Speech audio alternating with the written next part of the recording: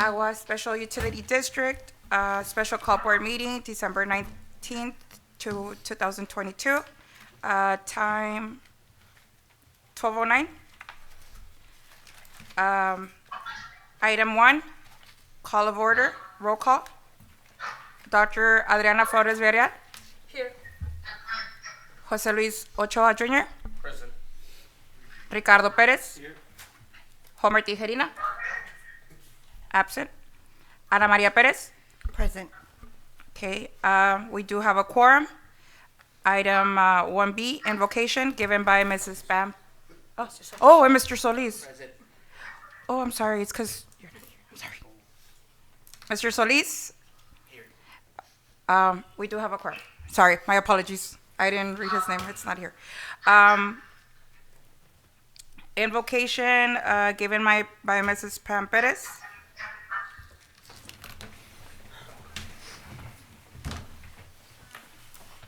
Lord, we are meeting today to conduct the matters of business. Guide our hearts and our minds in the spirit of fairness, right thought, and speech. Impart your supreme wisdom upon our activities so that our affairs may reach a successful conclusion. Thank you for being our source of guidance today. Amen. Amen. I pledge of allegiance. Pledge of allegiance. I pledge of allegiance to the flag of the United States of America and to the republic for which it stands, one nation, under God, indivisible, with liberty and justice for all. Okay.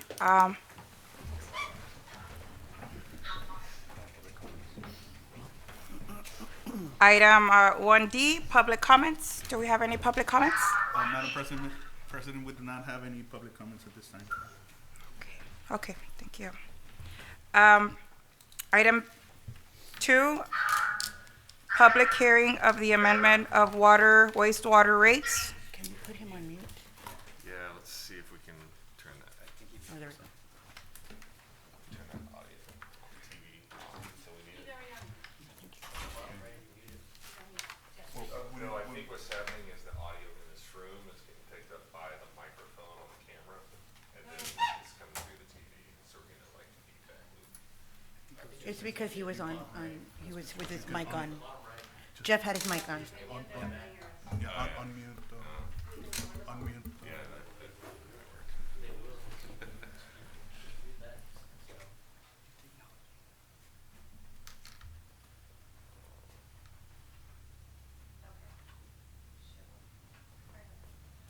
Mario has a, what do you say, Mario? Keep the bottom of that works, do the same thing. Yeah, I think that works. I think it was more I think- because. But they have to be able to hear. Yeah, but we're gonna, Mr. Snowden is mute. Yeah, he's gonna give it. Okay, Okay. okay. Apologies for the technical. Yes, difficulties, y'all. our apologies. Okay. Moving forward, item 2, public hearing on the amendment of water and wastewater rates. Do we have any questions or discussions? Yes, we have Mr. Jeff Snowden with CAPEX. He's gonna give a summary on the water and wastewater rates at this time.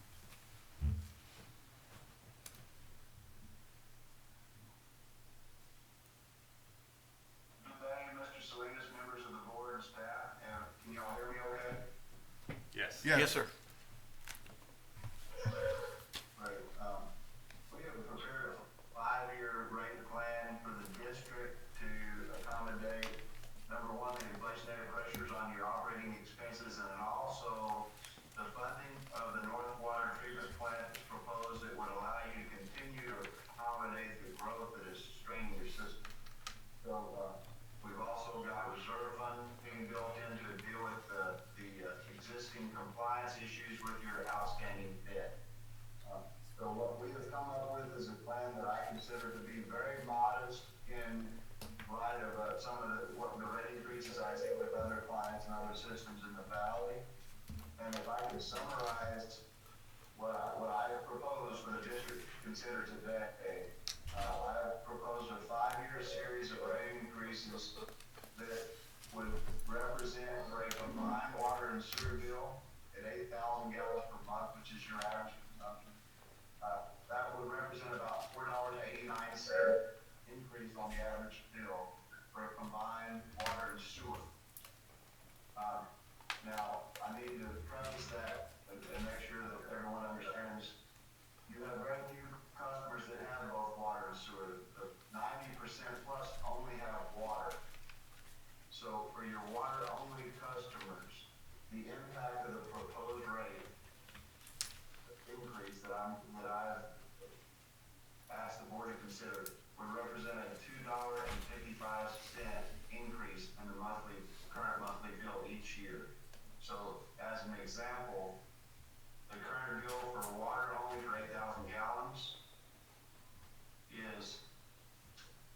$47.98.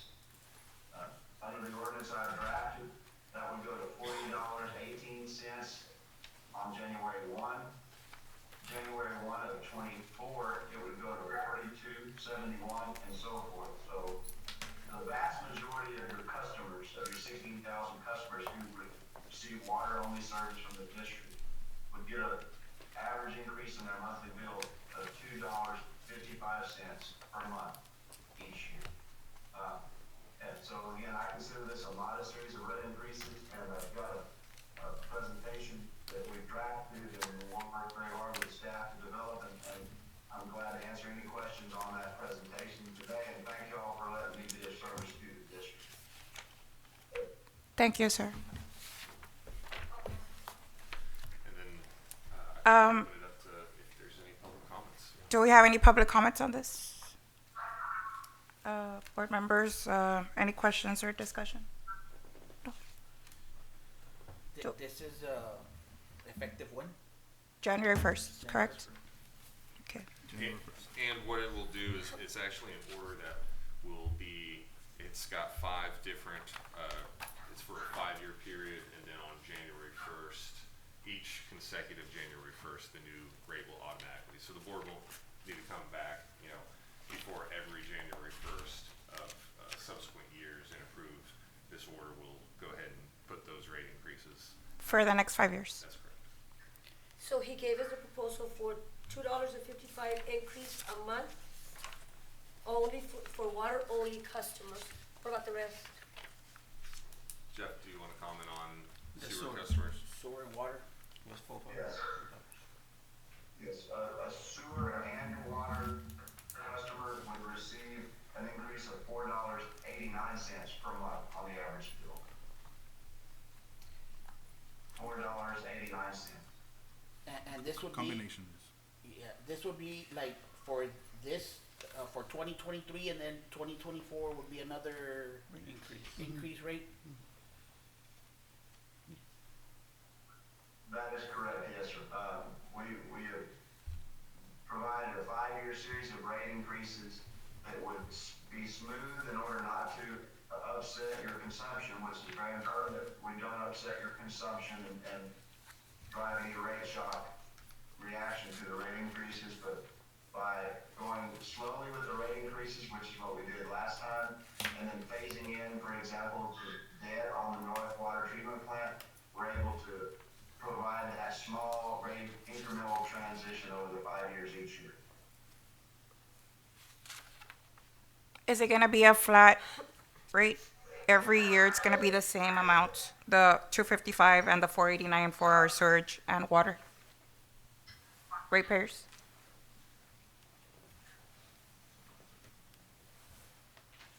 I missed that. Was that question for me? I could not understand the question. Yes, in other words, is it gonna be the same amount for the next 5 years, the $2.55 for the water ratepayers and the $4.89 for the sewage and the water ratepayers? That is right, ma'am. That is exactly right. Water-only customers, which 90% of your customers are water-only, they would see a $2.55 increase in their average monthly bill each year. January 1, $2.55. January 1 of '24, another $2.55, et cetera, incrementing up. Thank you. Yes. Any further questions? Did we notify the public? Yes, How were they notified? through the newspaper, Okay. and then we have it posted also, I believe, on our website, and for this public hearing, so that the public can come and comment on this. Okay, so I'm envisioning that once they get their bill on January 1st, we're gonna get a lot of calls. It'll be February for the January consumption. Okay, so February, we'll get that. Will we have a newsletter or something? Remember how we talked about it in our work session? Yes, To be able to be distributed to our customers? yes, and also we need to notify also the public also of the rate change if approved as well, Okay. through the newspaper. Yeah, so upon any time that the district, the board approves an amendment to our rules, then the district will publish notice of that rule change so that the public is made aware. So we've already published notice of this hearing today, and then there will be a subsequent publication providing notice of the rule change after approval.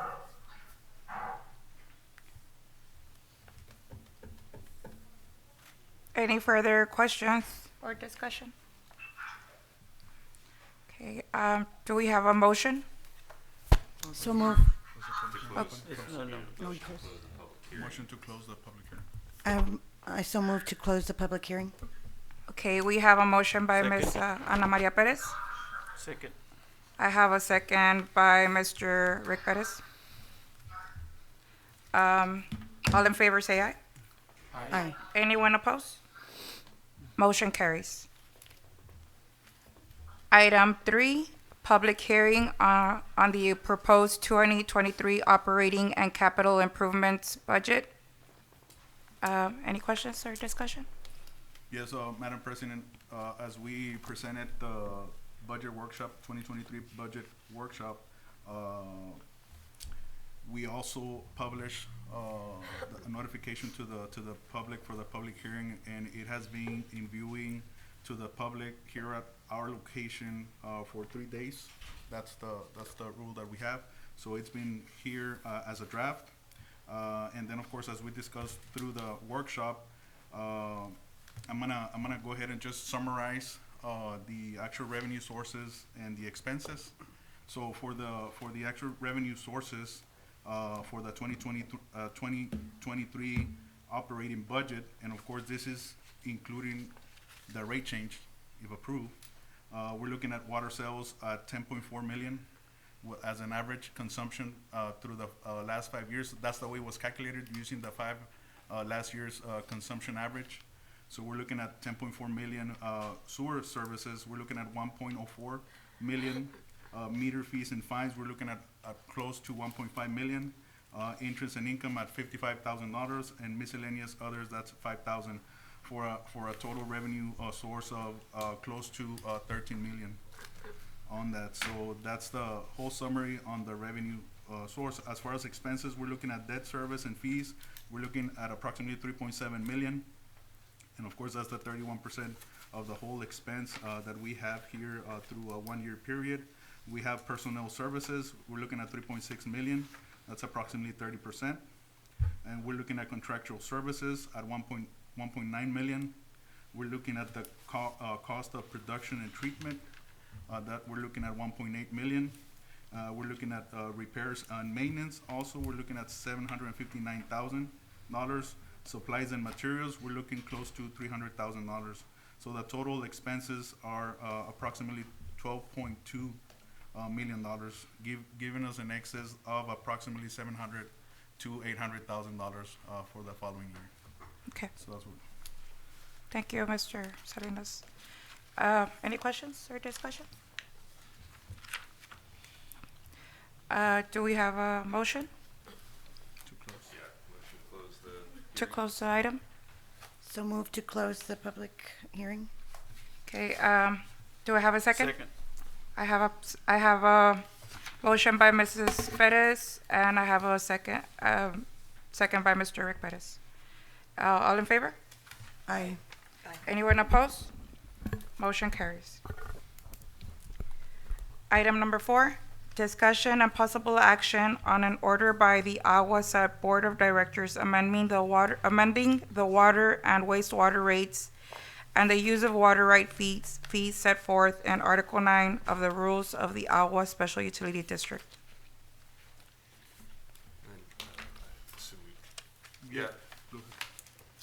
Madam President, we've got, I think we've already, Jeff Snowden has laid out as the summary for the public hearing, pretty concise summary of the water rates. So this order, that you'll have available there at item 4. This is the order that would approve and put in place the water rates as proposed by Tax Consulting. There is also another component of this order, and Jeff, you want to provide just a quick summary on the water rights usage aspect, and how that interplays with our operating revenues? Yes, I'm glad to provide that. Thank you. We, as the board knows, the district is imposed with requirements on the debt service coverage ratio from previous debt issuances, and that coverage ratio is targeted at 1.25. We have come up against coming very close to not meeting that coverage test. And one of the things that we've noticed in looking at your financials is your CPA firm that audits, they classify water rights acquisitions fees as contributions and not other revenue. And so we would like the board to consider changing the rules so that those funds can be classified as other revenue. We're not asking you to change the way those funds are used. We would like the board to consider a rule change where those funds will come in and you will only be able to use those either for the lease or purchase of water rights, which is historically what you've done. By doing that, your CPA, when they look at your financials, they'll be able to use that revenue in the calculation of debt service coverage, which will help you get better terms when you issue future debt, specifically the debt that's proposed on the North Water Treatment Plant.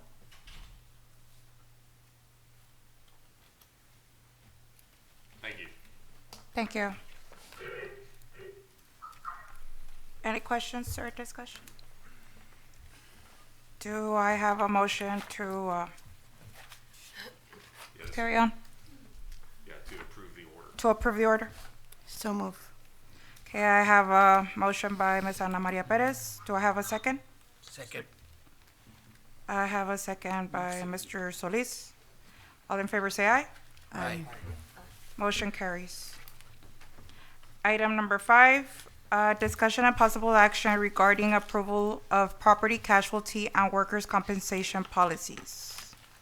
Yes, Mr. Madam Salinas. President, members of the board, we have Mr. Greg Clement on the line, on the Zoom meeting, and of course, we have Mr. Pierre here representing Newkirk as well for a presentation on the property and casualties. Thank you, Salinas. My name's Peter Newkirk, Madam President, board members. So I've asked Greg McParker to spearhead and go over the proposals of the different coverages that we're going to cover as far as your property casualty, your work compensation, and so on and so forth. So without further ado, I'll let Greg call over this. Hi, good afternoon. All right, good afternoon. Can y'all hear me okay? Yes. Yes. Okay, great. I don't know if you have the proposal summarization that here is passed out. Yes. But it should look like this. We'll probably start on the first page so we can go in order.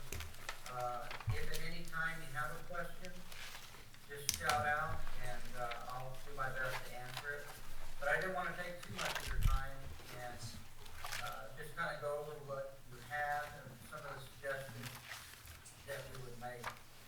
So the first section that we're going to cover is your property insurance. This should be covering your buildings and your equipment and improvements, those items against physical loss, fire, windstorm, vandalism, those types of things. The district has approximately $54 million in values of equipment, pump stations, buildings, and those kinds of items. Your deductible on a claim would be $1,000 for anything other than a windstorm loss, which is hail, hurricanes, tornadoes, or thunderstorms.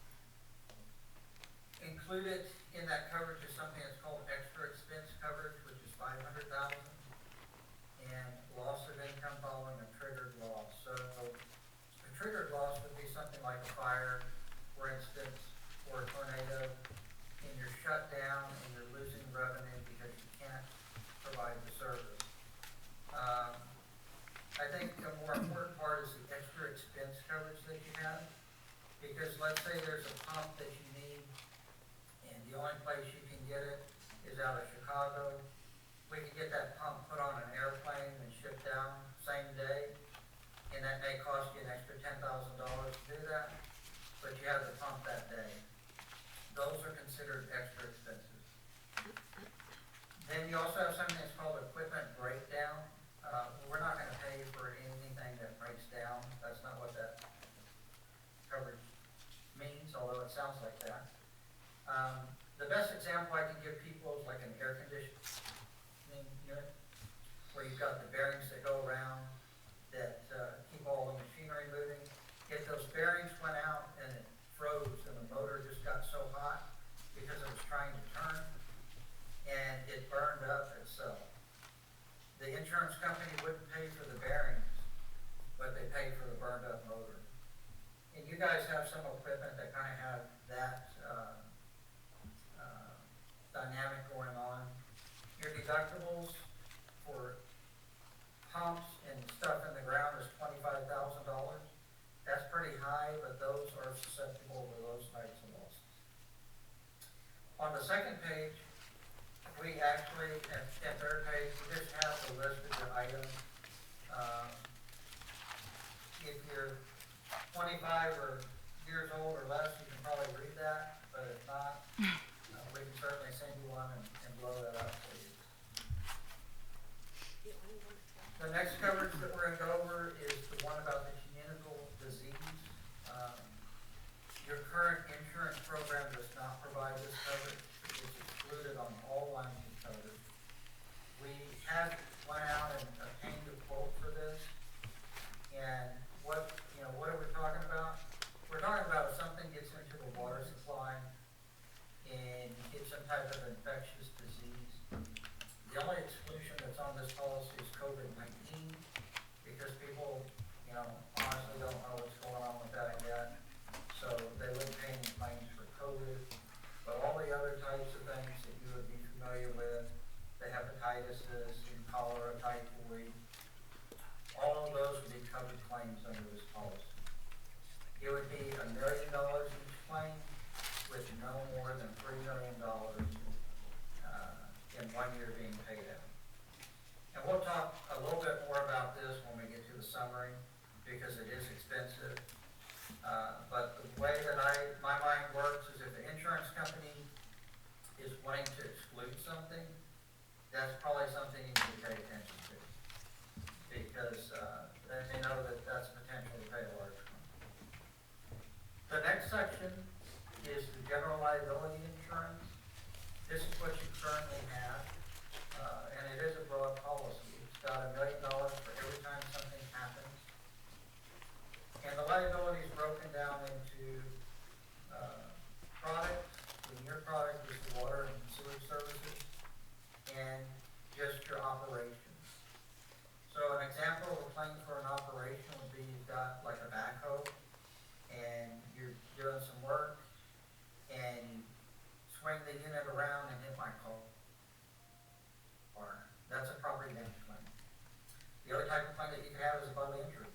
Maybe you swing around and don't hit the car, you hit me and I break my arm. That's a bodily injury claim.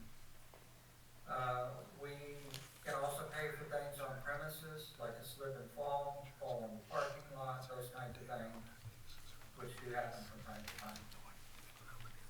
You have something that's called personal and advertising injury. That's slander, defamation of character, wrongful imprisonment, things like that, where there's no blood involved, but somebody's claiming they got hurt. Medical expense is $10,000. A lot of times people will look at that and say, what do you mean we only have $10,000 of coverage for that? This is like a mini petty cash fund for your organization to pay somebody's medical bills if they get hurt on your premises, regardless of who's at fault. So let's say I go to your office to pay my bill. My kids are running around all crazy. One of them jumps off the chair and breaks his arm. You could actually take that kid to the doctor, pay for their medical bill, and the insurance company will reimburse you. The reason they do that is they would like everybody to stick out of the courthouse. And if you build some goodwill, not that you don't care about these people or their kids, but that goes a long way. You also have coverage for professional claims and pollution. Professional claim is like an error in judgment, very similar to a doctor's medical malpractice claim. Maybe you put in the wrong chemical or you did your calculation wrong and it led to somebody getting injured. Pollution, especially with the sewage issue, you could have some type of accidental spill. The pollution that we're talking about is something that we call sudden and accidental. And that would be something that's not over a long, long period of time. Like you have a battery plant and you've got lead that's been leaching out for 30 years and you got to do a site cleanup. That's not what we're talking about. We're talking about something that's a spill or something that we discovered recently. The last item on there is employee benefits liability. This is when you have benefits for your employees.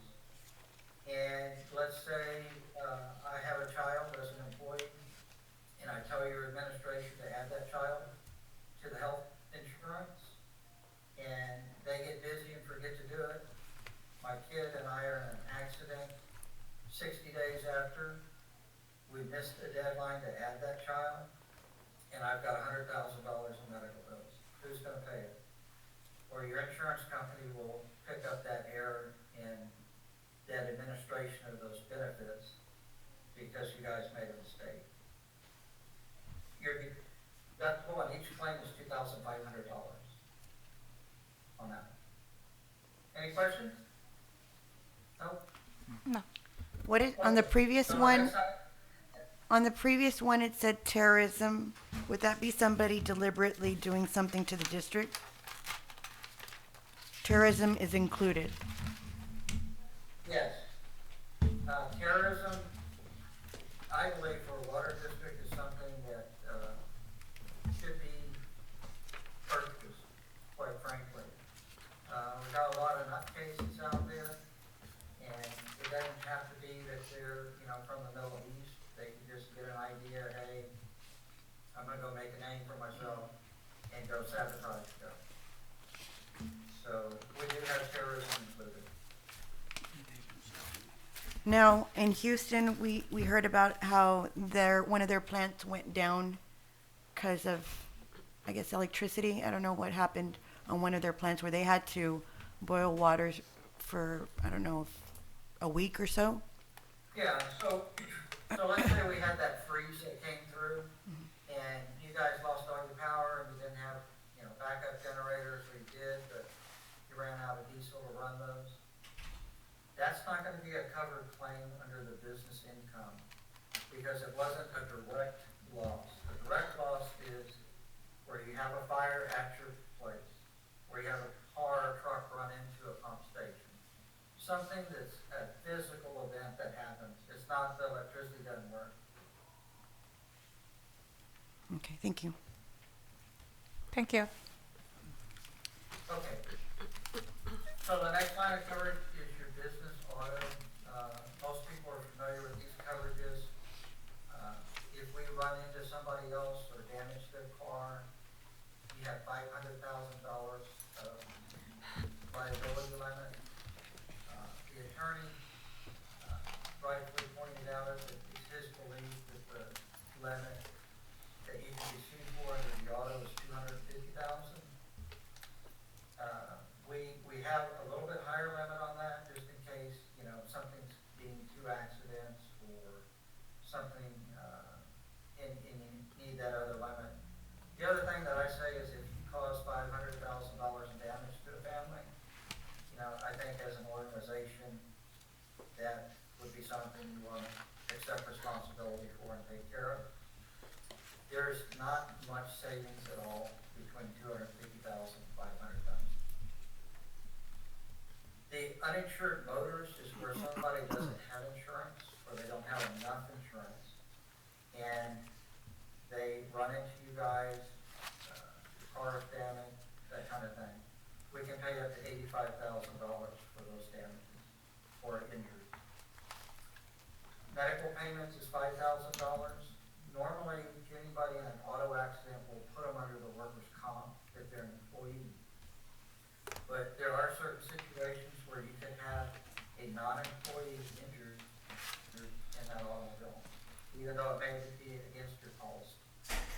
So that, just to pay for, minor medical bills, get checked out after an accident. Lastly, we have hired and non-owned automobile. This is where you go and rent a car. You go to San Antonio to some convention and you rent an automobile. This policy will only pay for the liability. You still have to pay the damage waiver. If you have an employee that runs and takes their personal auto to the UPS place or picks something up, and they're in an accident, they need to have their own insurance. But if they bring in AGUA Special and make the claim that they were in the accident because you sent them to get this errand, then we will defend your company up to $500,000. But the employee has to have their own insurance.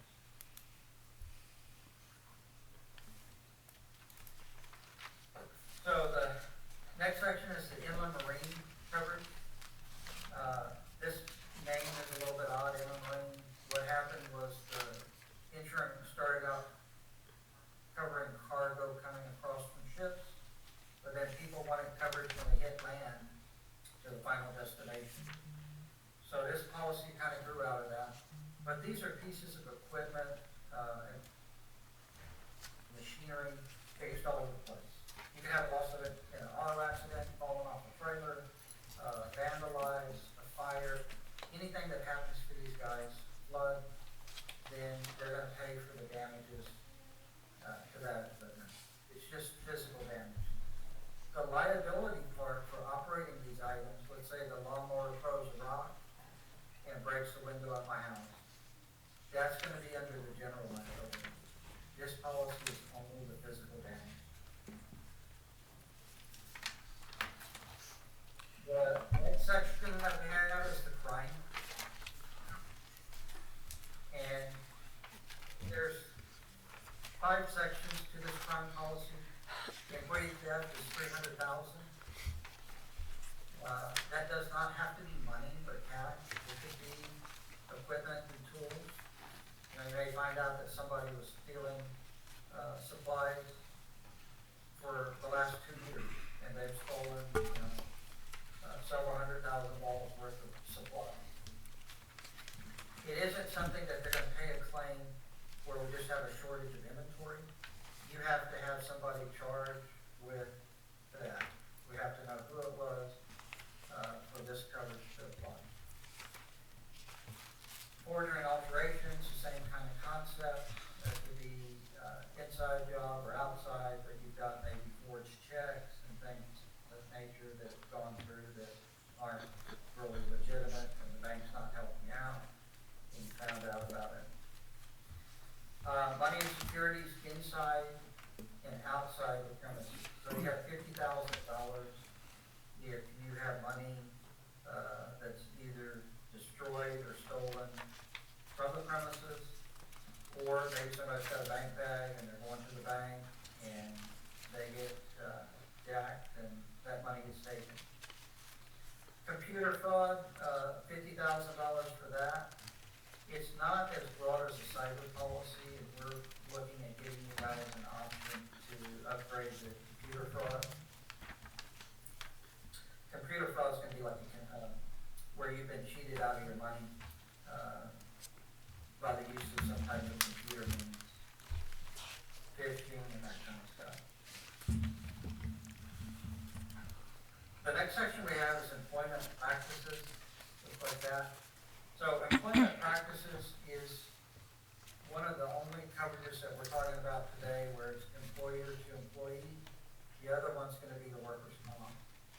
But this is protecting the organization against claims of sexual harassment, wrongful termination, discrimination, claims of Americans with Disability Act, those kinds of things.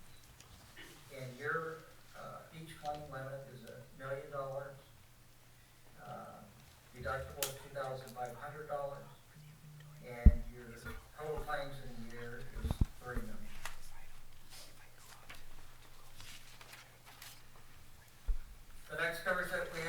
workers' compensation. This is a policy that protects the organization from lawsuits from its employees that get injured on the job. Workers' comp is a no-fault coverage, meaning it doesn't matter whose fault it was you got hurt. You got hurt, we're gonna pay your medical bills, 100%. They pay roughly 2/3 of your lost wages after. And then if you are disabled, where you have an impairment, break your arm, and it's only gonna be at 80% of your life, but you get an impairment rate and a check for that.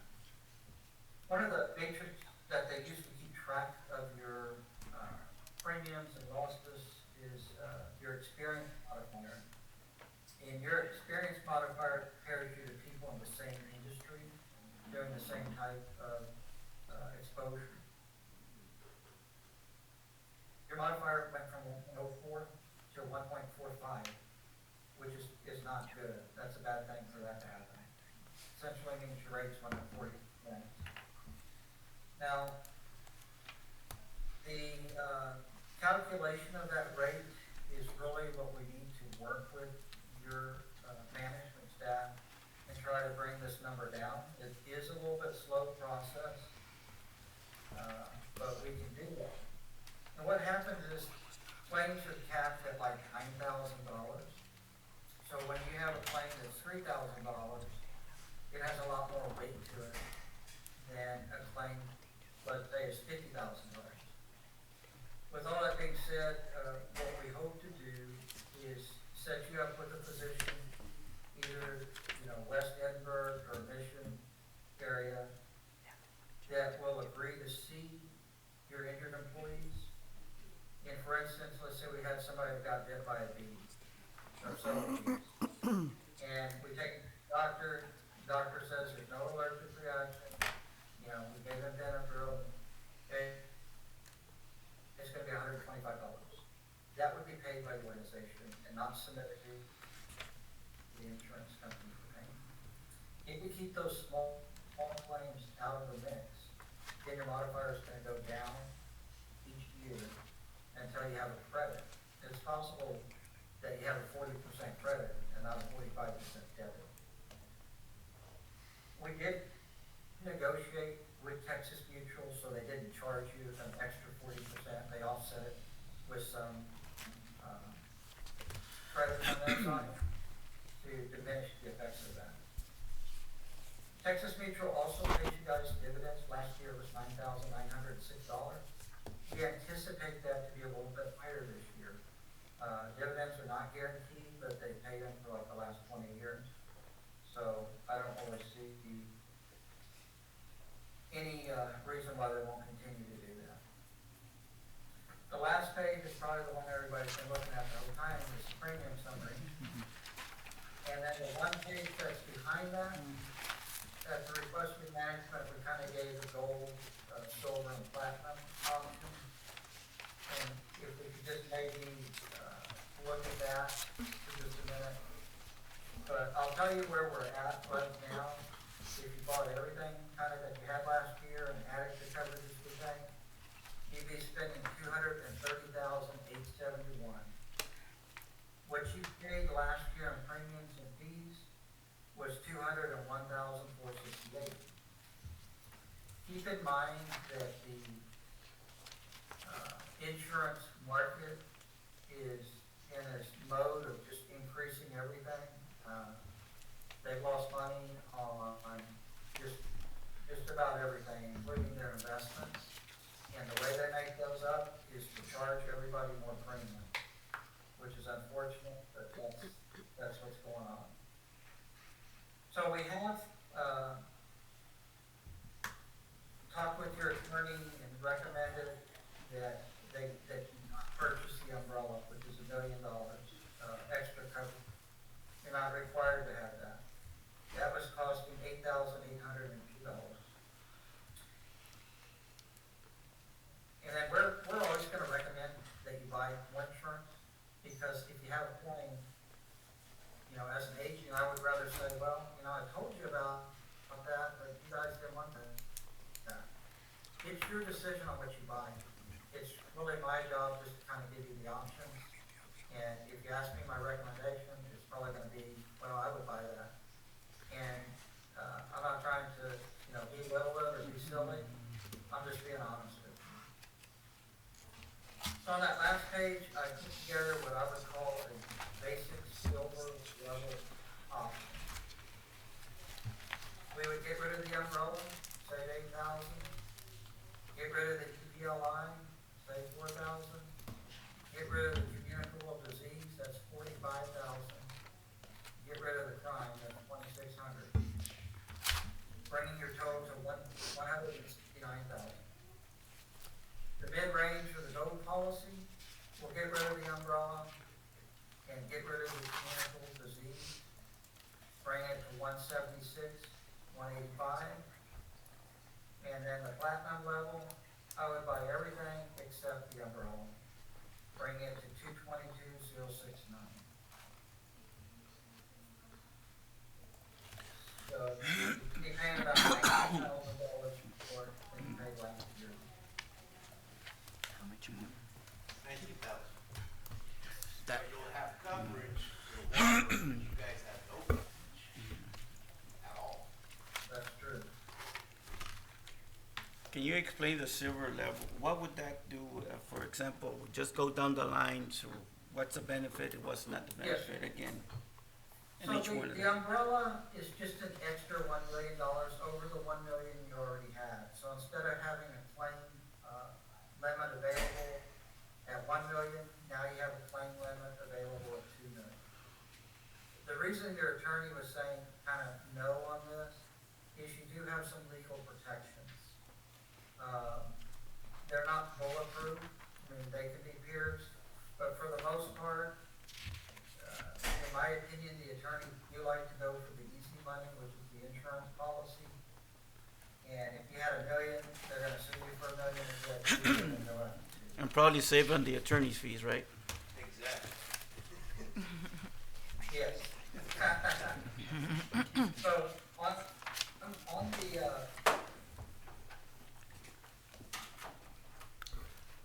I think we lost the connection. makes up crap about it, you're gonna spend way more than that, even on a case that you're gonna win hands down. Just to hire an attorney and defend a case like that would probably cost at least $30,000. You look at the number of employees you have, I think that's a pretty good buy.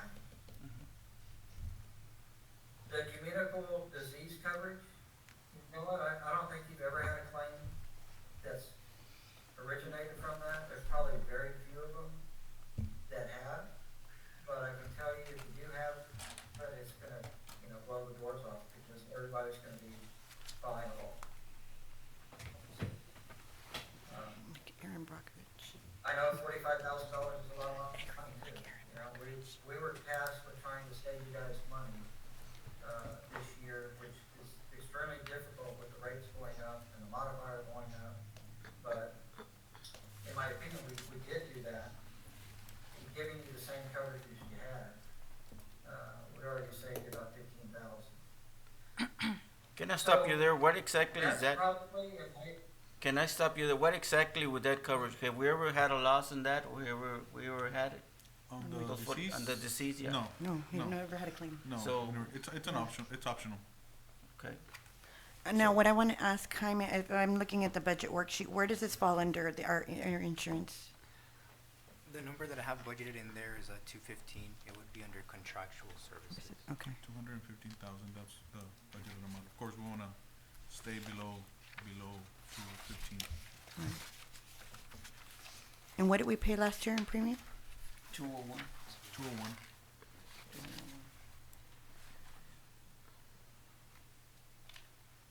Okay, sir, sorry. Go ahead, Um, continue.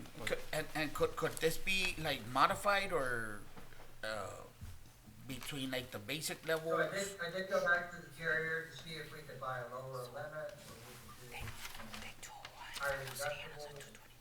And pretty much, that's what their program is, and they don't alter from that limit. And that's not unusual for some of these companies that just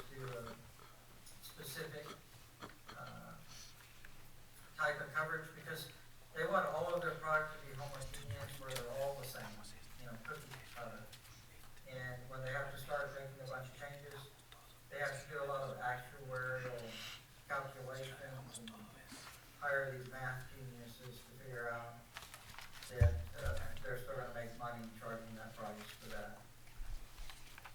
So with the basic and even the mid-range, we're still under what we had last year, right?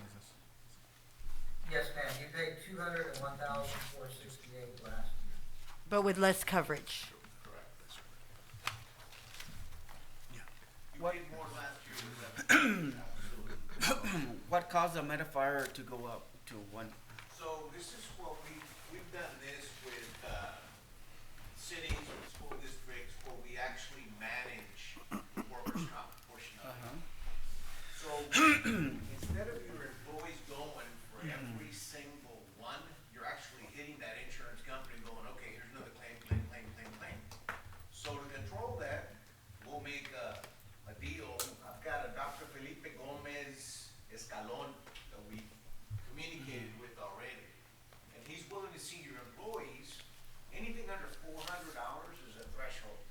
So now we're gonna manage that disease, whether it's like the bee that bit you or you have a cut on your finger, so it costs $150 instead of hitting your claim with Texas Mutual. Because remember, it's like when you buy insurance, your car insurance. Go have an accident, go get tickets, go get 3 speeding tickets. What's gonna happen to your insurance? It's gonna go up. go to the roof. Because your risk factor, so what we're trying to do is control the risk factor. So instead of a claim, anything over $400, yeah, here's a viable claim, and the guy ended up in the hospital, cut his leg off, whatever the case scenario is, absolutely, pay the claim to Texas Mutual. So less claims, less modifiers, so lower interest. Now, I would like to see an analysis of last year, what kind of claims were done under all of these different policies. Can we do the claims for the workers' comp without jeopardizing personal Well, protection? just like Yeah, saying, I could okay, send we, those, I could probably send those to Pamela, and then maybe she could distribute those to you guys. I could go online and see if I can get it right now for you if you like, or we can send them later. I'm just looking at it as a way because there's a lot of different policies we're looking at. And I want to see, okay, last year we had, like 3 claims on the commercial crime coverage. Like, did we have any, claims on commercial crime coverage? On crime, No, not to my knowledge, crime. and it could have been we had a couple of accidents. more than just last year. Yeah, like I'd like to see which policy are we using the most. I think that's important. That's important to look at those and make considerations. I am gonna tell you that as bad as this may seem, if you were to go out and get like a property quote for the amount of values that you have, with outside of this program that Philadelphia is offering, you're probably gonna be looking at maybe $300,000 or $400,000 in premium. So it's a package And deal. the automobile, Everything has to kind of, it's a package deal that everything has to be, that's why we're gonna Yeah, get the yeah. rate.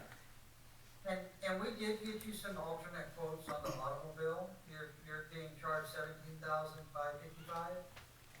Our next best quote was around $70,000. So, I don't know that that's ever communicated to people, you know, that are outside the industry. You know, because they're looking at that number and you got really no idea, well, how much should 30 cars cost? You know, if you even did $1,000 a car, which you wouldn't be able to buy a policy for that much on a commercial policy at $500,000, that's already $30,000. So, I will send you the loss runs. The thing with, Texas Mutual, it's the modifier more than anything else that's driving the rate increase. And a lot of them, just from memory that I looked at, were bites, dog bites, small cuts, things like that, that, I don't think would go to $400 when you went to see the doctor for a bite. That's probably gonna be $120. So with that doctor, you think if we are because our employees go to see him, they're gonna bring the modifier, we come down if they go directly to him Right. for the We're minor not gonna- things. We're not gonna touch the insurance. We're gonna self-insure. Self-insure. $100 and less. So anything over, we wanna know, hey, I have this guy, laceration was larger than what we expected, then I got an emergency room and make a claim. But for right now, modifier, that's a modifier, right? We can change it what happened in the past. They're just trying to make up the. Yeah, yeah, exactly. Yeah, it's based, there's nothing you can do to change it except time and management. What about the communicable disease liability? Was that included last year? And we didn't have it there? And what would be the, It was not included last year, no. so that's why you have listed there as optional. And you had said that what qualifies under this, or? So there's, anything that goes into your water system, other than COVID-19, okay? Anything that goes in your water system, I go home, I drink the water, I get sick, and I get it back to AGUA. I'm gonna file a claim and so is everybody else, because now it's out. And so you don't have coverage for that, which is, really truly, it's crazy not to have that coverage. That's what you guys do for your water. Yes. Our modifier can eventually go down like through the years. 1 year, hopefully, we don't have all these claims going in, so the modifier will continue to diminish Oh, on a year-to-year basis. for example, this year we don't have a lot of claims. How much does the modifier go down? You wanna give me an answer? Like just an estimate, a rough. Yeah, when you calculate the modifier, you don't count the most recent year or the oldest year. Okay. They count the three in the middle. Okay. And so, this year was great, no claims. Guess what, we're not gonna count it till next year. So, that's why it takes a little bit of time to get this process through. But if you have 1 or 2 years, and you don't have to be claim-free, it's the frequency. The more claims you have, the higher the modifier is gonna be, because the way that they will do the calculation. And when you have the doctor treating you and your organization pays the bill directly, that information cannot be used in the calculation. They can only use the information when the insurance company pays $1 or more. That's why it's critical that we try to keep these smaller ones out of the market. Okay, so what do? We remain? Yes, I Executive? agree with you. Yeah, we need to discuss it executive and then bring it back to you guys. But thank you for the presentation. Thank you. Yes, sir. One thing that you can do, and I wanted to make you aware of this, is communicable disease can be purchased later. We are coming up on a deadline here, 1/1, so you do have some time. But let's say in March, you guys said, hey, we did our research and we wanna go ahead and get that. We can do that at a later. Yes, sir. Thank you, sir. Thank you. Appreciate it. Thank you, sir. Okay, for item number 5, I need a motion to move this item to executive session. So move. Okay, I have a Second. motion by Mr. Perez and a second by Dr. Villarreal. All in favor? Aye. Anyone opposed? Motion carries. Okay, item number 6, discussion and possible action on a resolution by the AGUA Board of Directors adopting the 2023 operating and capital improvement budget. Yes, Madam President, we need, of course, board approval to adopt the 2023 operating and capital improvement budget based on the approved rate order, and of course, the presentation given in the previous items. Was the budget for the insurance, did we budget it for this one? The We one have, just passed? we budgeted 215,000 for that. We can make adjustments on that, but as far as insurance, we have 215 for coverage on that, up to 215. But we can always amend the budget through the year if we need to make changes like they mentioned in March or April. We can bring it back to the board at that time. Any questions or discussions? So move. Okay. Second.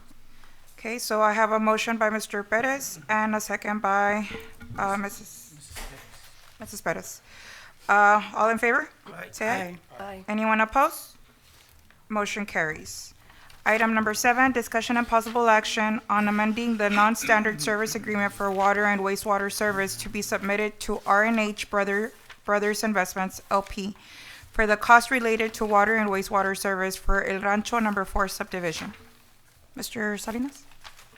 Yes, Madam President, members of the board, we have M2 Engineering that will summarize this item.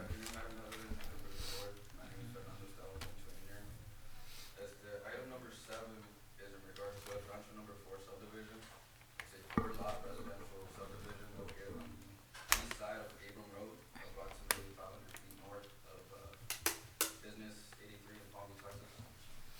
For the water, the developer is proposing to provide service by extending some service connections of the 12-inch line that's there on Abram. And board, this development was actually already approved and amended to allow the developer to use septic system in lieu of the sewer system, because that area is not readily available yet. So we're gonna be allowing them to use septic systems until the sewer system's available, and then we're gonna be making, having development connections. At that time, the developer will be, Robert, responsible for the sewer? Yes, reconnecting back to the future sewer system that will be installed in that area. Will they come back to us with a presentation like this where we'll approve it or with us knowing that they're connecting to our sister sewer? We can bring it back, but it'll be part of the agreement. As part of our engineering requirements, we told the developer to place a note on the plat saying that the lot owner will be responsible to connect whenever it is available. Sewer available. So they have to comply with that. Correct. As part of the non-standard. So this was approved, is this the one that was approved in 2020? Or no? Yeah. 2020? And so it was approved, but all the non-standards, they have a certain number of days that there's a period of time that construction doesn't get started, then it expires, right? And so then you've gotta come back and renew it. And so this is a renewal application. We're amending, so it's gonna have an amended time frame. We still don't have sewer at the location, so they wanna clarify that they can, but as part of the language in the non-standard service agreement, once sewer service is at their location, then they are required and obligated, both under the non-standard service agreement and our rules to connect to it. And fairly, when that happens, do they comply? Or does somebody have to go in and check? It really hasn't been An issue? very many that we have like this. This one in particular is located where the additional service area that we're proposing with the new project. So we're hoping that Okay. sewer will be available there probably within a year. Okay, perfect. Okay. Another suggestion is, this is in District what, 5? Yes. District. It's within, well, Question. I don't know what district, but it's on Abram Road, just north of Business 83. Yeah, On the east side. okay. I would just like to, if, whenever we get these, if they can kind of put in the notes here what district it is. It really would be helpful. Yeah. Because we get different calls and we want to direct them to, of course, we're going to reach out to you guys, but to kind of know where, To include, yes, Don't send them to the green area, please. you know. to include a location map with the district. Well, yeah, the district or kind of just in the notes put there, it says District 5, so that way I'm kind of aware, like, this pertains to, I might get calls on this. Absolutely, yeah, we can definitely add those into the SIRs. That's District 1? District 1, mine. Tag team. Now you know who to send it. Yeah. Okay. Any further questions? No? Thank you. Okay, do we have a motion to approve the item? So move. Okay, I have a motion by Mrs. Perez. Do I have a second? Second. All in favor, say aye. Aye. Aye. Anyone opposed? Motion carries. Thank you. Discussion on, no, item number 8, discussion and possible action on amending the non-standard service agreement for water and wastewater service to be submitted to RS La Homa LLC to add a lift station for wastewater and sewage service for La Homa Rep subdivision. Yes, Lord. This development was also previously approved and is also being amended to include a lift station as part of the sewer improvements. And, for the same reason that, the sewer there in that area is not yet available. That's the, So basically, we're looking at, this is for the Circle K, is that correct? So this is on the northwest corner of, La Homa and Expressway 83. Now, this agenda item, or this, NSSA was already approved, the non-standard was already approved. However, due to the, lack of sewer right now in that area, because of the situation we have ongoing, with OG and the project not being complete at that location, we're working with the engineer, Meldon and Hunt here, which is representing Circle K, and we're sort of partnership with Circle K so that we can bring sewer to that area in the meantime, or temporarily in the meantime, that the sewer gets put into par in Yeah. working conditions. Besides Circle K, who's gonna be able to connect to that area? Go ahead. Yes, sir. good afternoon. Good afternoon. Good afternoon. Board, my name is Mario Reyna, I'm the principal of Columbia. I'm here today representing Circle K. So we've come up with a service area, we've been working with Roberto. You presented that better than I could have, but, initially, these deals for Circle K take a year to come to fruition. Okay. Corporate company out of Canada. So initially, when they came to me, I said, there'll be sewer there, by the time you guys need to be there. And sure enough, by the time we got there, we found out OG had some issues and we're nowhere near having sewer. So they've already purchased this property. And they're anxious to get started, they're paying interest on it now. So I've been working with Milo and Robert, and we came up with a solution where we do a small regionalization. There's a service area that we've come to an agreement on in a certain gallon per minute. So when asked, how many people can connect, depends on the gallons per minute. There's a pump, that was purchased by Palmview that's in possession of AGUA SUD that we're asking for them to donate to the project, and we do all the construction and inspection and design related to it. So that's the partnership that Roberto's alluding to, but it'll be a function of the gallons per minute. Okay. We know for sure we could do the Circle K and the school and about probably 5 other users. Maybe the bank. Perfect. The bank and the. Yeah, I- what I'm- about, I would like to say, I'm sorry. Yeah, go ahead, Ms. Perez. I'm gonna highly encourage us to go with this or go forward with it because we don't want to stop any businesses from coming in.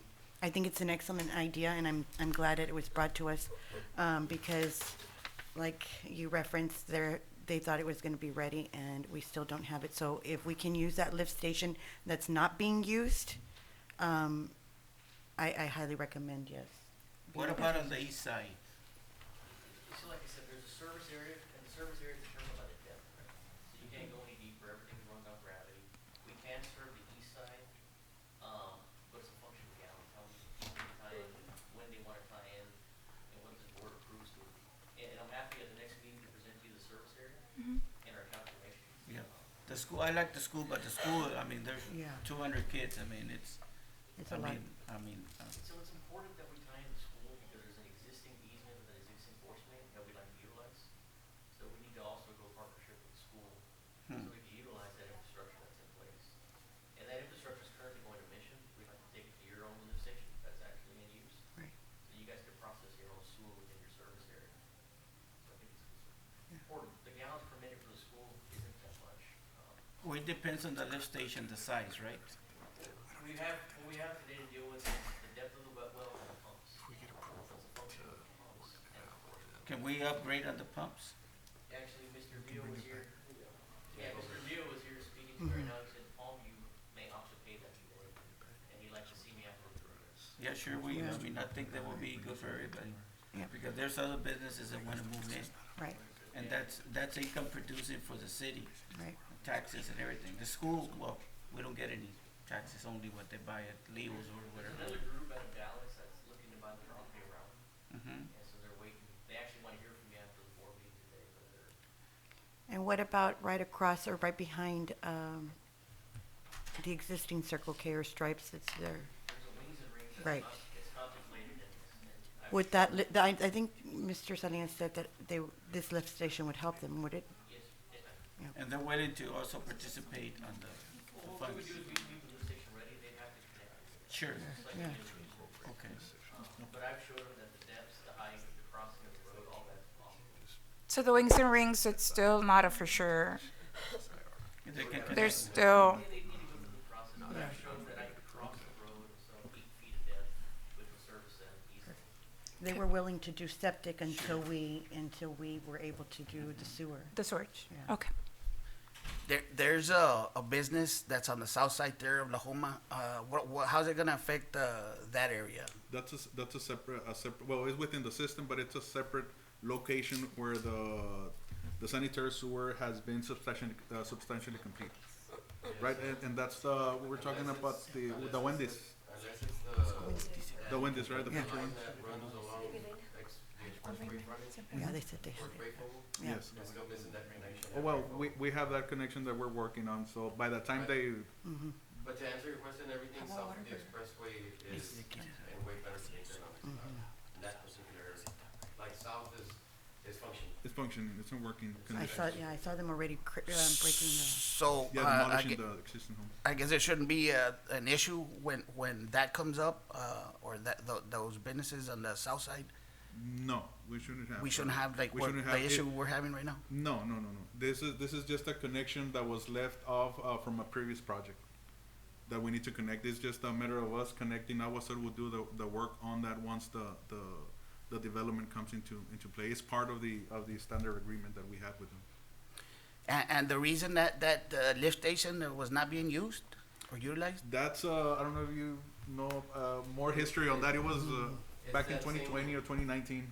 That same particular project, so when the main sewer system was still going on, the City of Palmview started a project that ran a line along the frontage and was going to use this lift station.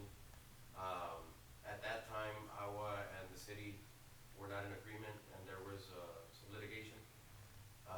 As part of the settlement, what I remember is that AGUA recuperated basically the materials of that project. And so that particular line is in place and it's just pending to connect to the south sewer system, which is only about 20, not even like 10 feet of pipe and a manhole, just basically connecting. And so this equipment that they're proposing to use this lift station for has been basically sitting there for a couple of years. And how would that how's it gonna help AGUA, or how does it Benefit? yeah The lift station, yeah so you'll be able to connect the Businesses. commercial developments and charge them the sewer fees Alright. just like you do everyone else. And including the school, right now the school goes to the City of Mission, so the City of Mission is the one that it's getting revenue. gets the billing for the school. So now that the school is connected to that lift station, it's gonna pump to the lift station that's already in service, and then that'll pump to the south side, and it basically go through the AGUA collection system. So you'll be able to be charging for those pumps. And no cost to the district, right, Marty? Right. To our, Right. At least the maybe it's after gonna the be, budget moves further. yeah that's gonna be my next question Yeah, too. so if you have wings and rings that want to be there, you got a Circle K, you got a Starbucks, and no one wants to take the lead because of this problem. So it's kind of a waiting game where everyone's waiting on each other. I'm saying I can wait on this wings and rings and then I'll just tie it, that'll get a lot cheaper. So by doing this, you allow us to take the lead and get it in right away. Right. And you have the corporate company behind it, that's guaranteeing the completion. I think also Burger King wants to Agree, connect yeah. also. My understanding is that Burger King and the gas station want to. Yes. Yeah. But that's where the big benefit to the district is right now, it's a waiting game, Palmview's not growing, there's an issue with the sewer. Right. And we've all accepted it so far, we just. And the cost? The cost is zero. Okay. Zero. You're gonna donate what you have, we're gonna inventory it, whatever's missing we'll be responsible for, and we're responsible for the start. start up, if we want a warranty, we'll give it back to the district. Yeah, I think with one business coming in, like a big business like that, it just will be the trickle or domino effect where you get more businesses coming in and seeing. Yeah. But Yes. you and Milo gonna be working on the, how you can put a little bit more money, do it bigger, or whatever. Mr. Michael Leo, right before he left, he mentioned that he had already told Mario that he wants to do that the city will more than likely want to do So that. who's gonna do the planning? You, Mario, or who? Area of all the 20 acres there, or? Yes, sir. I have a service area. I don't think he's trying to increase the service area. I think what he's trying to increase is the flow. So that the immediate area, even the existing business can tie in. Sure, I agree. So, and correct me if I'm wrong, but then I think what we're looking here for, there is gonna need to be an amended SIR and an amended NSSA to incorporate that, but we're also looking at, I mean, what we need is, or what you're looking for is, the thumbs up from the district for you to then go and approach the school as well on their infrastructure and easement, correct? I think he already did that. That would be the second part of the school. Good. Okay. I didn't mention nothing about the school you connected. Permissions To utilize the, The easement. So we'll get existing material that we have. something back on our next meeting to approve that, once that, if it yes, gets we approved. should So have it once on- everything is finalized, how soon are we looking at getting everything started and? So if everything's approved here today, I'm due construction documents February 1. Awesome. To the owner, and they'll be responsible we have for the bidding, next meeting I would too. say probably March. Vic? We have building permitted plans already for the city of Palmview. They're waiting on sewer, unfortunately, for the past 8 months. Well, Mario, on the north side, on the easements past the school, there's no issue for that No, sir, the easement's in place. already? Yes, sir, the school acquired them. I just had brought them to the school, and Yeah, they said they took it, Okay. where they we took can it have off that the on sewer because plant, it- they bought the added station. material. Mhm. And then you guys acquired additional easements with your lift station, that you have just north of the site. So we want to connect to that brand new big lift station, and organize it. Sure. Yeah, sounds like a great idea. And that lift station we have, that's pretty big, the one, that's for everything. How big is that? No, that one's, It's, well, the wet well is, 6 foot in diameter by 11 feet, in depth. How much did that cost? Oh, North Lahoma, no, North Lahoma. How much did that's, that cost? That's over design. Yeah, the one in North Lahoma is big. How much did that cost? I don't remember. $1 million. But I think it was 4 lift stations, and I wanna say it was around 4 million. How much does an average for that area, who's gonna do the analyze? This lift station is way smaller than. See, but if we can upgrade now that everything's gonna be in place, yeah, I have a map, I'll be happy to come to the next meeting. yeah, that's good to know. I'll come over, public comment. Because everybody wants to connect there, I think they're willing to pay pension money. That's what I'm getting at. And it's from the sounds of the conversation I had earlier, I think all people. are Sure. for the bill. And Palmview is ready because they want that They want the growth. developed. Yep, Yeah, we do. The problem is the lead time, it's an extended lead time. So we've seen, make sure the schedule's met everyone. Yes, sir. But they should. Okay. So it's an action item over. Yeah, Yeah, I so- so move. Okay, second? Or Okay, so, we Yeah. have a, Sorry if I could just for a second, I think the action item that we want it's 2 parts. Is one, authorization of the use of the district's infrastructure, including the lift station and the pipe, Equipment and materials. as well as authorization on the approval on the amendment to the NSSA, which we don't have, you'll Right. notice we don't have a draft NSSA Right. here because I was gonna say, we're looking for direction from the board as to what that NSSA will look like and what the SIR will be. But so it will be an amendment that will, an amended NSSA that will incorporate these features presented here today. it's better. I so move. Okay, second? okay, So To the what, 2 items, right? Correct. so what's the, on the first item, what's the first item? To That's use the it. authorization of the Okay. use To use of our lift station and the pipeline available for the project. And then the second was To amend it. okay, so I have a motion, from Ms. Ana Maria Perez, and I have a second from Mr. Perez. All in favor? Aye. Aye. Anybody opposed? Motion carries. Thank you, sir. Thank you, and, buddy. yeah, we can get his information. I'd like to talk, or be in the discussions on that, We can have them come in yeah, and do an update on. yeah, in case they need anybody, whenever they meet with Michael, you guys. Okay. Okay, moving forward, item number 9, discussion and possible action on a non-standard service agreement for water service to be submitted to Peña Chapa Development, Inc. for the cost related of water service for El Cordero subdivision.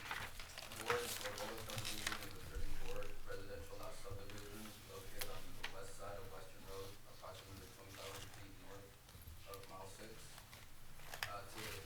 To service it with water, the developer is proposing to connect to the existing 8-inch water line that's there along Western Road and extend an 8-inch water line there along the proposed roadway. As for sewer, the developer is proposing to use septic tanks that we do not have any sewer system available in that area.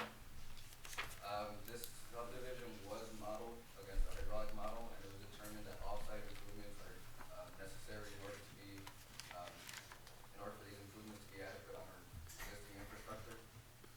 Those recommendations are outlined on our SIR, on the report that we do during these investigations, and that's my report on this. If there's any questions.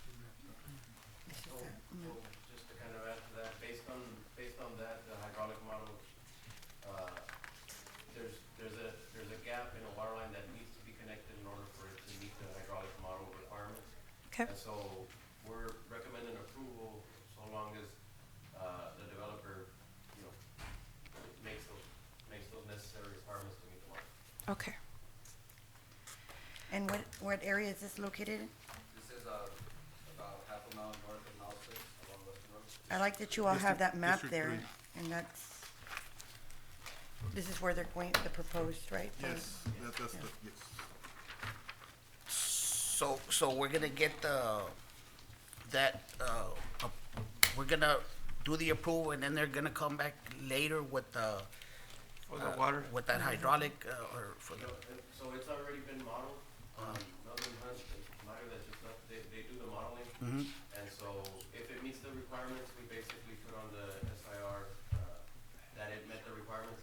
On this one, it didn't fully meet it unless the 600-foot gap of water line is installed.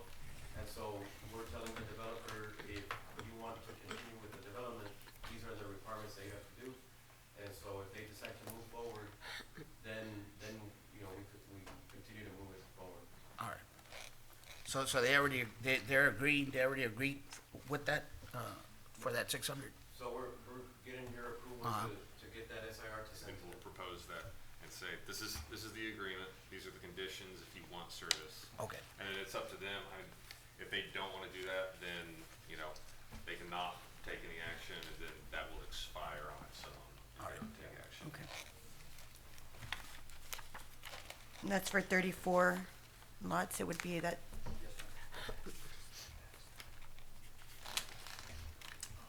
Okay. Any further questions or discussion? Okay, are we gonna need an action for item number 9? So move. Okay, I have a motion by Mr. Perez. Second. Have a second by Dr. Villarreal. All in favor, say aye. I, Aye. Anybody opposed? Motion carries. Item number 10, discussion and possible action on a non-standard service agreement for water service to be submitted to Mesa Homes, Inc. for the cost related to water service for Peñitas Plaza subdivision. Mr. Salinas? Yes, Madam President, members of the board, we have M2 Engineering to go over the SIR requirements. Yes, Board, as the Peñitas Plaza subdivision is a one-lot commercial subdivision, and the City of Peñitas is on the south side of US Highway 83, approximately 200 feet east of Buena Vista Street. The developer is proposing to connect to the existing 12-inch line with 6, I believe, service connections for each unit of the suites, and the sewers is in the CCN in the City of Peñitas. As this one was also modeled against our hydraulic model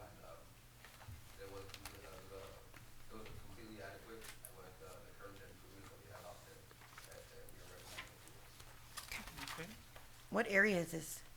This is, right in the city of Peñitas, right along, Is it that new development, or what is it? No, It's it's on the south side of the expressway, just west of, Walmart, Main Well, east, west of Walmart. Okay, so move. second. Okay, so we have a motion by Mrs. Perez and a second by Mr. Perez. Everybody, all in favor, say aye. Aye. Right, Anyone opposed? Motion carries.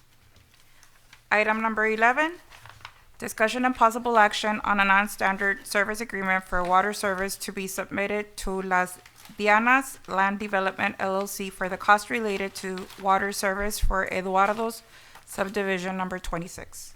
Yes, for Eduardo subdivision is a 34-lot residential subdivision. This subdivision is located about 500 feet north of El Cordero, there along Western Road, just north of Mile 6. For the water, the developer proposing to extend an 8-inch water line from the existing 8-inch there along Western. Similarly, this one was also modeled against our hydraulic model, and we've seen all-site improvements that are recommended for El Cordero are going to be necessary to bring this subdivision into transition. As for sewer, this one is also going to be in septic system, and we recommend approval contingent of the engineering department's outline by the SIR. Okay. Any questions or discussion? so move. We have a discussion, okay. We have a motion by Mr. Perez. Second. And I have a second by Mr. Solis. All in favor, say aye. Aye. Aye. Anyone opposed? Motion carries. Thank you. Thank you, sir. Thank you. Item number 12, discussion and possible action on appointment of advisory committee pursuant to Texas Local Government Code 395.058 as required to review, evaluate, and update impact fees charged by the district. Mr. Salinas? Yes, Madam President, members of the board, basically this agenda item, it's a discussion right now. I know we're looking into the impact fee amendment. We have, of course, Milo working on the CIP, Mr. Jeff Snowden working on the actual impact fee. So we're just letting the board know as far as if there can be any discussion. I know that there's some rules that Jaren will go over right now, so that the board can have a picture of what is it needed for this to happen, or to amend the impact fees here in the near future. Yes, Madam President, board, just to summarize, and we did bring this on the agenda more, of course, if the board has already names for a panel in mind for the committee, then we draft the agenda item to where possible action can be taken. But more, we want to get everyone thinking about who might be good nominees or good individuals, candidates to be placed on the committee. Typically, what happens is it is required that every 5 years the district update and amend their land use assumptions, their capital improvement plans, and determine whether the impact fee is at a sustainable amount to pay for those costs of the capital improvements. And there's a whole notice period, publication period, hearing, and that sort to adopt an impact fee. One of the aspects of that prior to the adoption of an impact fee is the creation of an advisory committee that has to be at least 5 members. It can be more, but the minimum is 5. And at least 40% of those members need to be from the real estate or development industry, basically to get input from the community, the development community, real estate community, on the land use assumptions and what they think the cost is going to be on growth. Right, you're getting the experts that are doing part of the growth, being able to have to put in advise the board on their opinions as to the capital improvements plan and the impact fee. For instance, you know, if there's a lot of capital improvements that are necessary to meet expected growth, the maximum allowable impact fee might be substantial. And the district would look towards the experience of the committee to say, well, at what point does an impact fee deter growth?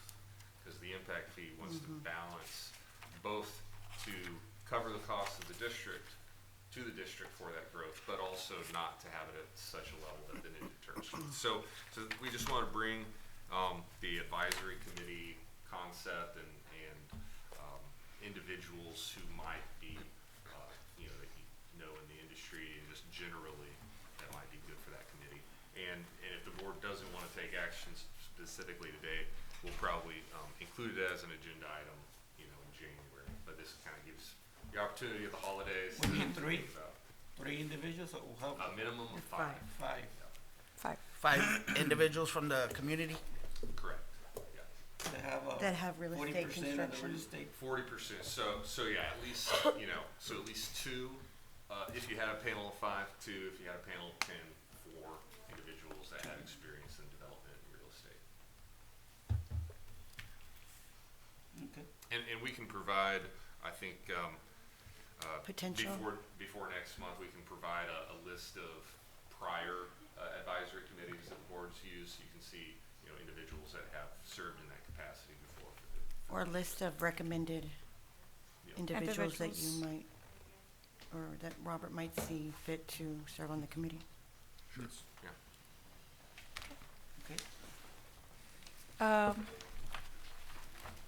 What action? So, no, Yeah, no action. No action? I mean, so yeah. If we're gonna bring it back, yeah, no action. Okay, so there's no action on item number 12.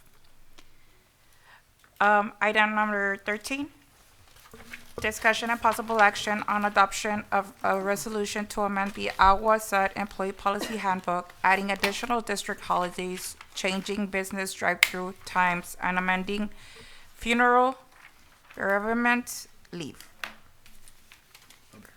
Yes, Madam President, members of the board. First, we have, we're requesting Brief to man, I'm add sorry. additional holidays to the board. Currently, if you look in there's a resolution attached in your packet. Page number 3 of that resolution reflects the holidays that we have. Currently, we have 10 holidays available for the district. We are seeking approval to add President's Day, which is February 20, 2023, Veterans Day, November 10th, 2023, and New Year's Eve, December 29th, 2023. So that's a recommendation that I have for that. As far as the changing the drive-through times, business times. So currently we have, and Albert, correct me if I'm wrong, right now we have that drive-through open from 7:30 a.m. to 5:30 p.m. The traffic has been very minimal on those hours, between the hours of 7:30 a.m. to 8 a.m. and between 5 p.m. and 5:30 p.m. And I believe it's because of the new technology that we have added as far as payments through the phone, the app, and of course in person. So the recommendation that we have right now is to change those drive-through hours from 8 a.m. to 5 p.m. That's another recommendation that we're seeking to get approved. And lastly is the bereavement leave, which is of course the funeral leave. Currently we have 2 consecutive days of paid leave that will allow a full eligible employee in the event of a death of an immediate family member. That's 2 days. Currently we're seeking to change that to have a maximum of 4 days. And basically the immediate family includes employee's spouse, children, mother, father, brother, sister, mother-in-law, father-in-law, grandparents, grandchildren, son-in-law, daughter-in-law, and any other relative that resides in the employee's house for whom the employee claims as a deduction for federal income tax purposes. So those are the three items that we're seeking approval from the board, or if there's any discussion into changing those. Yeah, are you said, welcome. brother-in-law, I mean, 4 days, I think it's a little bit too much, I don't know. This is what we have right now? Right now we have two Yeah, but, you know, days. I know it's so hard to lose a loved one, but, I mean, 4 days, to, you know, even though it's my cuñado, but, I mean, We can definitely. there's paid leave, right? Yes. Yeah. Or what we can do, or we can change the immediate, the immediate Meaning family needs to to be real include, close. Just I'm gonna say spouse, right, children, mother, father, brother, Siblings. or sister, right? Siblings. like the in-laws, Siblings. not in any kind of like exclude the Yeah. in-laws for 2 days. No? Yeah. Today, I mean, sometimes they don't even see each other all year. Yeah, so if the board wants to change or have, I mean, it really is however the board would like to do it, but we could revise the order to have basically a two-tiered 4 days for, immediate, essentially spouse, children, parent, and then have keep the 2 days for, in-law, that type of thing. What does the county have? Do you know the county? I do not know what the county has, but I know that the city of Mission, of course, has 5 days for immediate family member. Also, on the holidays, you want New Year's Eve and New Year's Day, so two next to each other, and then Christmas Day Eve and Christmas Day. Right, so I guess, I'm seeing here, on page 3, that's what, you all, or what's in effect right now? On page 3, Is that what, they're looking for, or that's This what's is- in effect? I don't have this draft order Yeah, this is- has all of the this is what we have right now. proposed changes, so there are 3 days that on 11.4 are being added, or proposed to be added. It's President's Day, Uh-huh. Veterans Day, and New Year's Eve. So the other 10 is what are currently in the holiday schedule. Those are the 3 They got 2 that vacations. that are Yes, the proposed new that is ones. correct. Yeah. I think this one is in between, but it's New Year's Eve. Robert, on the vacation, the employee has, how much vacation does the employee have? 2 weeks. 2 weeks? 2 weeks right now? 2 weeks. Yeah, well, 2 weeks meaning 80 hours. 80 hours. And they want an additional day? Personal day? For personal day, Personal no. There- holiday? There's a floating personal holiday Besides their vacation? besides their vacation, yes. The current vacation, yes. It's already in right now? They Yeah, have they it right have now? it already. Yes. So we're just adding 3 days, February 20th, November 10th, and the December 31st. Right. And then 'Cause- Veterans 'cause- should be November. Cause there's a total of, 14 November 11th. 14 days.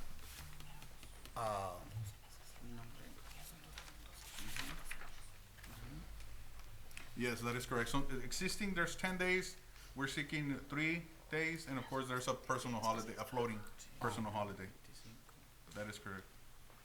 I mean, how does that work? Personal floating, or That can be requested at any time through the year, or that can be removed as well. The personal holiday, and at those 3, I mean, it's up to the discretion of the board. Like this year, 24th on a Saturday and a Sunday, 25, that would mean we would pay them? That'll be on For this year. We're looking at Christmas. Christmas. Yeah, for this year. It'll be the 20. It'll be Monday and Tuesday. Yeah. Oh, I'm sorry. That's the previous. That's the next year's. It would fall on the 23rd and 26th 23rd and 26th. That is For next year, for this year? This year. right. Yeah, So this if year, we- this year if- we do not have New Year's Eve. So if we approve it, it'd go into effect immediately. It'll go into effect, it will go into effect January, starting January. Yeah, we'll have it Yeah, so effective. we're not gonna, Christmas and New Year's Day, we're not. So this is effective for the 2023 school year. Yes. That's the The system, calendar year. being I call closed it 2 school year. days, that's too long, being closed 2 days for business, you know. Tell where I come from, right? That's what it is, Maybe we it's should just take 2 a days, check. 2 days, you know. You wanna take a check? Sometimes 1 day we, oh, it's okay, but 2 days, being closed 2 days, is, Cause I know, like the federal government has 10 days or 10 holidays only. I mean, they just do the Christmas Day. If it happens to fall, say on a Saturday, I guess they get it Friday. But they don't get 2 days. Same thing for the New Year's.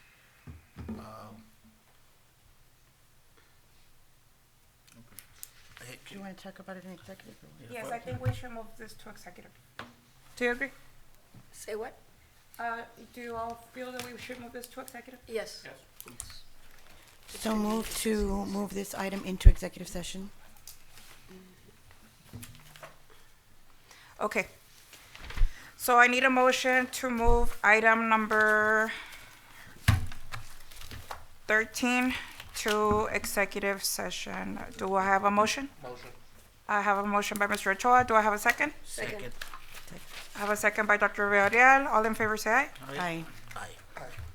Anyone opposed? Okay, motion carries. Okay. Item number 14, executive session. As provided by the Texas Open Meetings Act, Texas Government Code Sections 551.071-551.091, the Board of Directors may convene in closed executive session to deliberate, discuss, or consult regarding the matters listed below and on proper motion and approval of any of the items set forth above. 14A, cause number C-3353-20I, SMB Infrastructure versus AGUA SUD Utility District and the District Court of Hidalgo County, Texas, 398th Judicial District. Texas Open Meetings Act, Texas Government Code Section 551.071, consultation with attorney. Item number 15, discussion and possible action regarding items discussed in executive session. I need a motion to go into executive at 1:48 p.m. So move. I have a motion by Dr. Villarreal and a second by Mrs. Ana Maria Perez. All in favor say aye. Aye. Anyone opposed? Motion carries.